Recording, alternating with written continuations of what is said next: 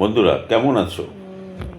আশা করি ভালো আছো, ভালো থাকো এবং সবাইকে ভালো রাখো।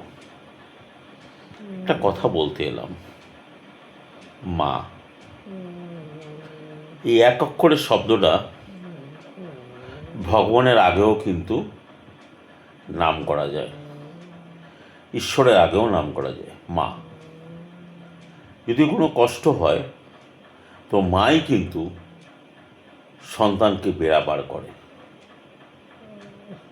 সন্তান যদি না খেয়ে থাকে, এই মাই কিন্তু না খেয়ে থেকে নিজের সন্তানের মুখে আহার তুলে দেয়।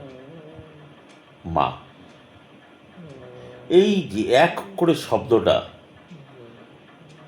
এই ব্রহ্মাণ্ডের সব থেকে বড় একখানা জিনিস। ভগবান যখন সব জায়গায় মজুদ থাকতে পারে না, তখন এই মা বলে একটা জিনিস তৈরি করেছিল, যাতে তার সৃষ্টি যে সন্তানরা থাকবে তারা যেন সুখে থাকে এবং তাদেরকে দেখে রাখে।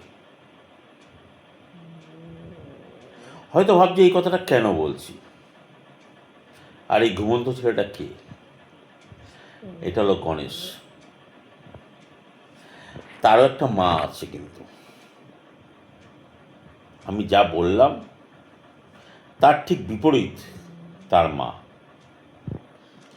সে তার সন্তান খেলো কি না খেলো তার কোনো যায় আসে না, তার কোনো যায় আসে না, কোনো ব্যাপার নেই। সে তার সন্তান যা খুশি হয়ে যাক।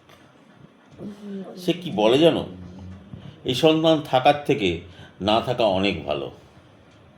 কেন জানো বন্ধুরা এই কথাটা বলে?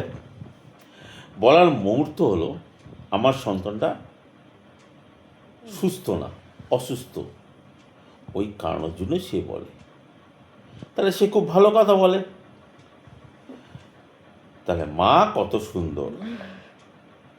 তাহলে সেই মা কি করে সেই সন্তানকে ফেলে দিতে পারে?